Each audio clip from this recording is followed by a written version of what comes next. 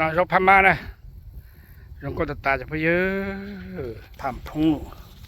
ที่ตัวน้ำมันรถโลผ่านพงแต่ปับโป้น้ำมันไล่เกี้ยแล้วมาไล่จิตใจเลยอยู่เช่นตัวน้องกาเล็บลงเราก็จะตา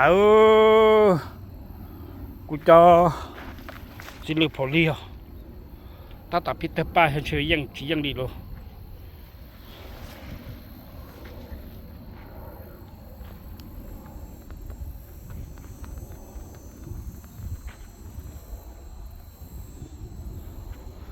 บัวใบก็ตัวเต่าตี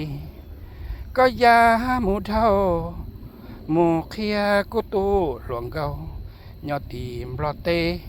เตียกูย้อนเนื้อนับเปเจ้ากูมาลีรอจอก็นอมูนอเขามันไก่